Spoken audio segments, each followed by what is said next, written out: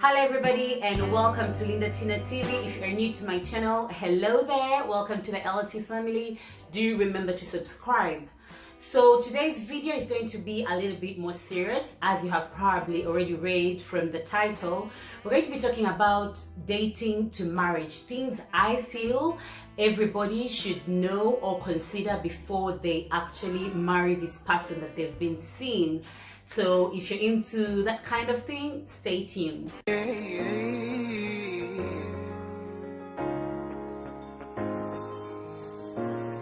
You trying to make me, I wanna leave and you're making,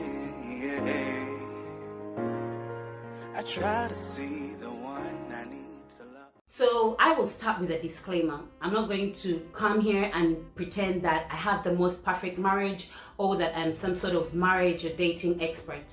No. But I have been married for 6 years, and before marriage we dated for 3 years. So in total we have been together for 9 years. It's coming to 10 years. Wow. Woo, it didn't feel that long. But yeah, so I think I have an idea what I'm talking about, but also from interacting with friends and family and seeing things that are going on around, I am coming here to share what I think would be helpful for someone out there. So let's get started. First thing I always say, love is not enough. So I'm going to assume that you are planning to marry this person or you are dating this person because you obviously love them. Now, first one, people don't change. Many times people are having problems in their relationships and in their marriages eventually because they have this belief that they will change their partners. It never works. We are who we are. So if someone shows you their true self or who they are, believe them, and believe them the first time. Do not think that you're going to come into an adult's life and change them and turn them into this person you think or you want them to be. So never ever get into a relationship or a marriage with the belief that you're going to change someone. Of course, people are going to do things to impress you. People are going to try to meet you halfway, but totally changing someone into this new person, it never ends well. The second one, look out for the red flags.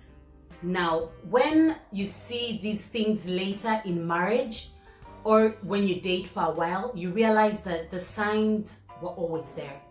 Like, the signs are always there and we always see them. The red flags, we always see them. We just ignore them. Well, I want to tell you that do not ignore the red flags. If there's something that's a deal breaker for you, and in the beginning of your relationship or while you date for a while, you realize that this thing exists in your relationship, do not ignore it thinking, oh, no, it will go away, or no, it won't, it's not that serious. Well, if it's a deal breaker for you, do not ignore the red flags, because when shit hits the fan later, believe me, you realize that you knew already, so you could have saved yourself that time. The third thing that I'm going to tell you is that living with someone and dating while you both live in your different homes is different. And I mean different. So be ready for that and understand that it may be important to live together before you actually make the final step to get married to someone. Now, I know there are people out there who don't believe in cohabiting. They believe in each staying in their own homes and then getting together after marriage, and to each their own. Personally, I feel like if you live with someone, you get to see them in a whole new light. I remember when I got married to my husband, when we started living together. So we started living together a year before we actually got married. And this year was one of our toughest years because he realized things about me that he didn't know. I realized things about him that I didn't know. And I'm like, I didn't know you do that. So when you're dating and meeting in restaurants and hotels and going on vacations, you're all trying to be perfect for this person. But when you're living with the person, you can't continue to be fake, if that makes sense. If you snore, if you throw your clothes around, if you don't like to clean, if you don't like to cook, if you don't like to do things around the house, this other person is going to see them. You can't hide them. So I just need you to know that a person you're dating and living with can be a totally different person from the person you have been dating and meeting outside, not really spending long periods of time together. The next one is that you should talk about all your deal breakers, all your future plans, all your dreams and aspirations. Talk about everything. Now, I know this sounds like a no-brainer and people do talk, but usually when you're in the dating phase, you're trying to impress this person, and so there are things you are afraid to ask, or you're trying to keep this person. Most times you're thinking, oh, if I ask them this, they'll think, oh, I'll scare them away, or they'll think, why is she asking so much? Do not be shy to ask. You want to have kids? Ask them if they want to have kids. You want to move countries? Ask them if they're coming with you, or if they're, just talk about each and everything. Do not leave out things thinking, oh, when we get married, we'll talk about that. Believe me, once you're in there, you're sort of trapped, and those things you left behind stay behind. They stay right there. So talk about everything. Ask those questions. Number 5 is that your partner should not complete you. Now, I know that's going to sound a little weird, and I've seen people everywhere saying, oh, my king, my queen, you complete me, like without you my life is nothing, or you are the, it's cute, it's nice, but if I'm to be very realistic and to be very honest with you, I don't think that your partner should complete you. Your partner should be like a top up for someone already complete. So love yourself enough that you don't need someone else to fill that gap of self-love. Your partner should be there to support you, to lift you, but should not be like the missing part of your happiness. Because guess what? If things, which I don't think should happen, but if things happen to not work out, you want to be able to stand on your own. You want to be able to soar even without your partner. And even if things do work out, you want to have an individual person that can be on their own without their partner. So your partner shouldn't complete you. Your partner should be just a top up, an add-on to an already complete person. I don't know if that makes sense. Another very important one is be yourself. Now, obviously in the beginning, when you're dating, you're trying to be the best version of yourself. You're trying to impress your partner, and that's fine. But stay authentic to yourself. Stay authentic to your truths, to your beliefs. Try not to change into this other person, because guess what? When you go further into the relationship, or when you actually do get married, you will be trapped in this person that you were pretending to be, and you won't be able to come out of that to be your real self.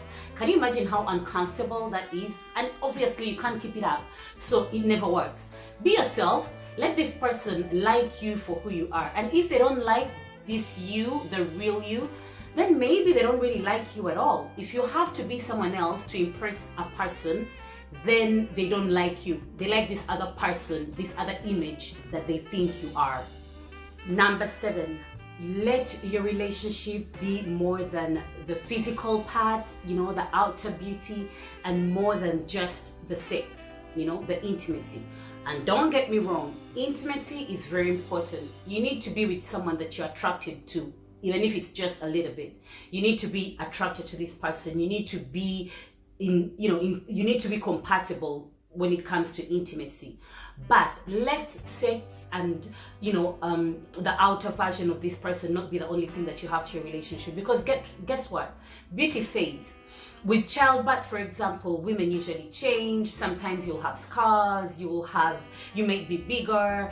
Because of health issues, anyone can flip from looking like with having a six-pack to something else. So don't be with someone just because, oh, they look so fine, or because they've got such a big booty, or no.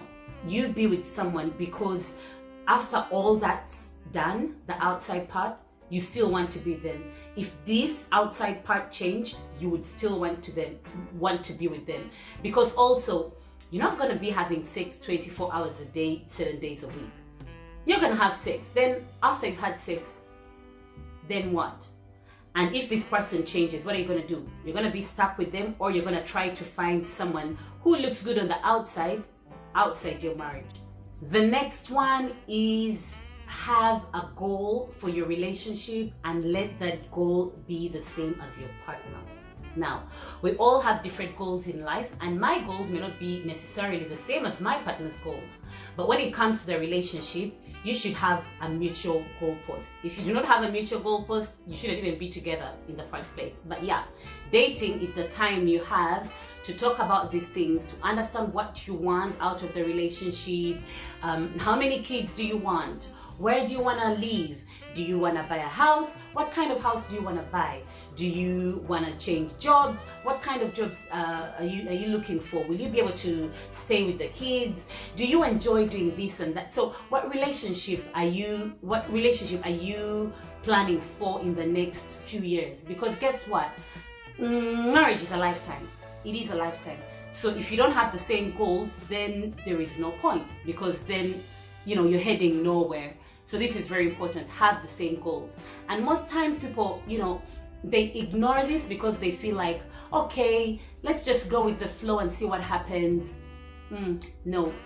Now, I did talk about intimacy earlier, and I said it shouldn't be the only thing that, keeps you stuck with this person. But an important part of intimacy is that be sure that your intimacy needs match the other person. Now, what am I talking about? If you are, say, a needy person, you're the kind of person who needs to be assured all the time, who needs to be, held on the hip with your partner. You need to do things together. You need to do everything together. You need to feel wanted and needed. Be sure that this person you're with is going to give you that, and that you are going to give them what they desire as well. If you're the kind of person who needs your space, also be sure that the other person understands that, or that matches your partner as well. If you're the kind of person who needs to have sex more times than the usual person, I don't know what the average is, but you get what I mean. So it's important that your intimacy matches the other person, so that one person doesn't feel like they're getting less than they deserve or than they want further into the relationship. You may cover it up. You may be the kind of person who doesn't even like to be very intimate. There are people who say they don't like to cuddle. Be sure that your partner is on board with that, so that when they're all being cuddly and lovey and you're being disgusted, it doesn't create problems later on in your relationships. It sounds like a silly thing, but it's actually important. I think it's important that you look for love languages. If you don't know about that, it's to understand how your partner wants to be loved and how you want to be loved. It's very important. Now, another thing that I find important that other people may not find that important, I don't know, is to see how your partner relates with other people who are not you. So what do I mean? I mean, first of all, how does he treat other people, say the waiter? How does he treat his employees or his co-workers? How does he treat his family? How is he relating with his family? Now, don't get me wrong on this one. Families have issues. There are families that are not very tight-knit. There are families that are not very close. There are families that have had things that have happened that even you may not be able to understand, and your partner may not explain to you. So you may wonder, oh, why doesn't he talk to his cousin? Why doesn't he and his sister, why aren't they close or whatever? Some things are deeper than we can understand. But the way your partner relates with other people who are not you is very important. It gives you an idea of the kind of person you're relating with. I would honestly be uncomfortable with someone who tells me, I hate my family, I hate everyone there, if I do not understand what is the reason why. Because then it makes me feel like family is not that important to them, and family is important to me.